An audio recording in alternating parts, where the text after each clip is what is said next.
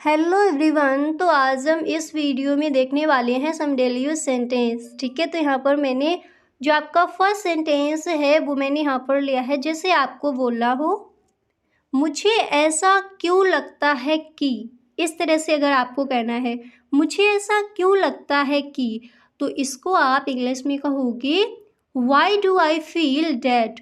Why do I feel that, मुझे ऐसा क्यों लगता है कि। देखिए, अगर आपको कहना है मुझे ऐसा क्यों लगता है तो आप इंग्लिश में बोल सकते हो वाई डू आई फील। अगर आपको कहना है मुझे ऐसा क्यों लगता है कि, जैसे फिर आपको कोई और बात बोलनी है तो फिर आप इंग्लिश में कहोगे why do I feel that. याद हुआ। इसी तरह आपका नेक्स्ट मैंने लिया है मेहमान आने वाले हैं।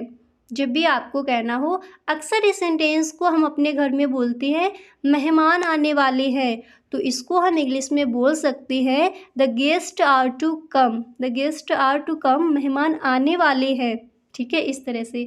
और अगर आपको कहना हो वक्त बहुत कम है, वक्त बहुत कम है, तो आप इंग्लिश में कहोगे the time is too less. The time is too less, वक्त बहुत कम है। देन आपको बोलना हो अभी भी वक्त है, इसको हम अक्सर बोलते हैं, है ना, तो इसको याद कर लीजिए। अभी भी वक्त है।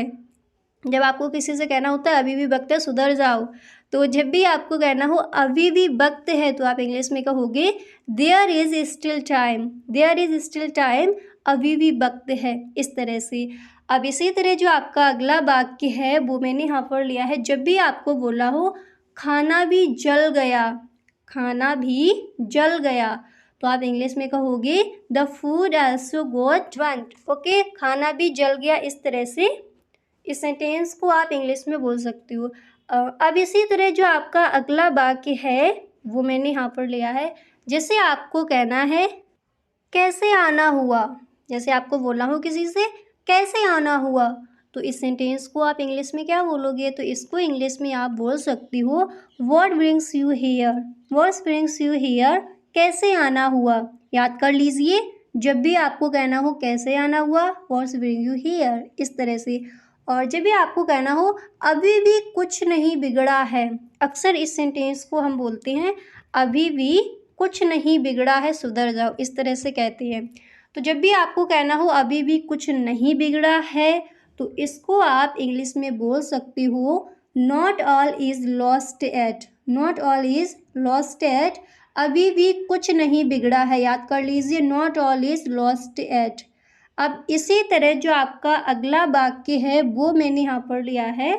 जैसे आपको कहना है मेरा मतलब वो नहीं था, मेरा मतलब वो नहीं था, तो आप इंग्लिश में कहोगे I don't mean that. I don't mean that, मेरा मतलब वो नहीं था। जब भी आपको कहना हो मेरा मतलब वो नहीं था, याद कर लीजिए I don't mean that. I don't mean that, इस तरह से। इसी तरह जो आपका नेक्स्ट है वो मैंने यहाँ पर लिया है। जैसे आपको कहना हो तुम नाश्ता नहीं करोगी क्या।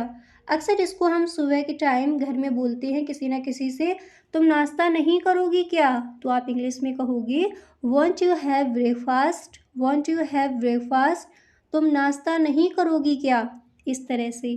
अब इसी तरह जो आपका अगला वाक्य है वो मैंने यहाँ पर लिया है। जैसे आपको कहना हो तो फिर आपको कैसे पता चला।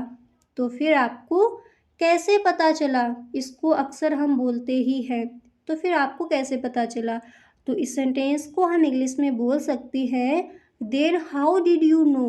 Then how did you know, तो फिर तुम्हें कैसे पता चला, या फिर तो फिर आपको कैसे पता चला, then how did you know, इस तरह से।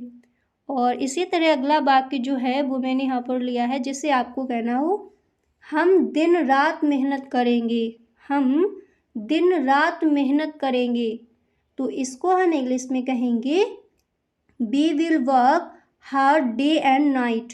We will work hard day and night. ठीक है, हम दिन रात मेहनत करेंगे। अगर आपको कहना है हम मेहनत करेंगे तो हम बोल सकते हैं वी विल वर्क हार्ड। ठीक है, मतलब हम कठिन परिश्रम करेंगे, वी विल वर्क हार्ड। और अगर हमें कहना है हम देर रात मेहनत करेंगे तो इसको हम इंग्लिश में बोलेंगे we will work hard day and night, इस तरह से। अब इसी तरह जो आपका अगला वाक्य है वो मैंने यहाँ पर लिया है। जैसे आपको कहना हो ये आपके पास अभी भी है। ये आपके पास अभी भी है। तो इसको आप इंग्लिश में क्या बोलोगे? तो इसको इंग्लिश में आप बोल सकते हो you still have this. You still have this, ये आपके पास अभी भी है। You still have this. अब इसी तरह जो आपका नेक्स्ट है वो मैंने यहाँ पर लिया है, जैसे आपको कहना हो मैं हमेशा इसी डर में जीती रही। मैं हमेशा इसी डर में जीती रही। इस सेंटेंस को अक्सर हम अपने घरों में बोलते हैं, ठीक है। और देखिए आपको यहाँ पर ध्यान रखना है, जितने भी सेंटेंसेस मैं आपको बताऊँ, जितने भी ये रोज़ाना बोले जाने वाले सभी वाक्य हैं और जो भी मैंने यहाँ पर आपको बताए हैं सारे आपको लिख लेने हैं और रोज़ाना इनको बोलना है। वीडियो में ही आपकी कोशिश ये रहनी चाहिए कि वीडियो में ही जितने भी सेंटेंसेस मैं यहाँ पर आपको बताऊँ सारे सेंटेंसेस आपको वीडियो में ही याद कर लेने हैं। अगर आपको एक बार में याद नहीं होते तो फिर आप लिख लीजिए, नहीं तो आप एक बार वीडियो चलाकर एक बार दोबारा से वीडियो चला सकते हो, ठीक है। तो मैं हमेशा इसी डर में जीती रही, तो इसको हम इंग्लिश में क्या कहेंगे, ठीक है। तो आपको सारे सेंटेंसेस लिख लेने हैं और रोज़ाना इन सेंटेंसेस को आपको बोलना है, ठीक है।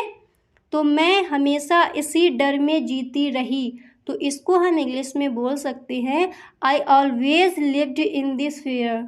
I always lived in this fear, मैं हमेशा इसी डर में जीती रही। इस तरह से इस सेंटेंस को आप इंग्लिश में बोल सकती हो। यहाँ तक क्लियर हुआ। अब इसी तरह से जो आपका नेक्स्ट सेंटेंस है वो मैंने यहाँ पर लिया है, जैसे आपको बोला है मुझे उससे बात करने दो। मुझे उससे बात करने दो। इस तरह से अगर आपको कहना है तो इस सेंटेंस को आप इंग्लिश में क्या बोल सकते हो? तो इसको आप इंग्लिश में कहोगे, जैसे मुझे उससे बात करने दो तो let me talk to him. Let me talk to him, मुझे उससे बात करने दो, इस तरह से। अब इसी तरह जो आपका नेक्स्ट है वो मैंने यहाँ पर लिया है, जैसे आपको कहना है क्या आपको समझ आया? क्या आपको समझ आया? अब देखिए अगर आपको कहना है मैं समझ गया तो आप कहोगे आई शी। आई शी, ठीक है।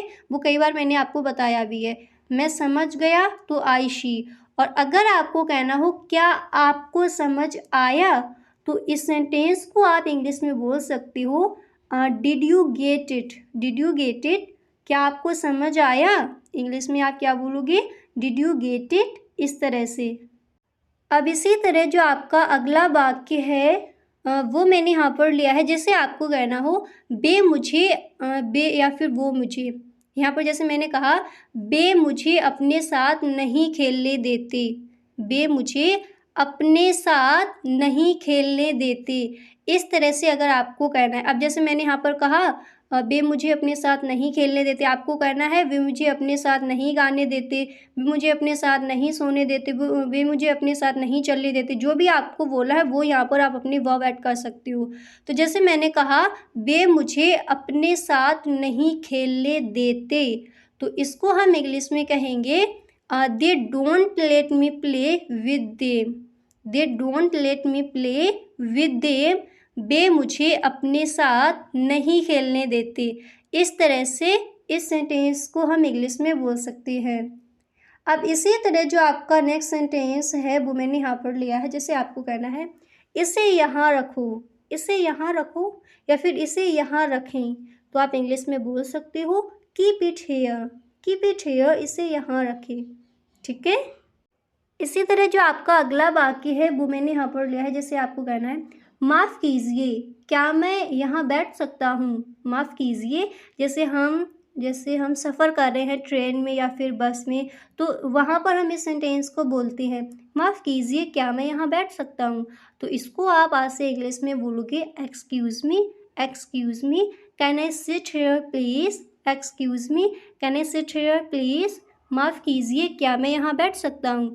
इस तरह से आप इस सेंटेंस को इंग्लिश में बोल सकती हो, ठीक है। तो आज मैंने आपको बता दिया some daily use sentence. I hope आपको वीडियो पसंद आया होगा। गाइस अगर आपको वीडियो पसंद आया है तो इस वीडियो को आप एक लाइक कर दें, और सच में अगर पसंद आया है तो इस वीडियो को आप अपने दोस्तों में शेयर ज़रूर करें। Okay, thank you so much.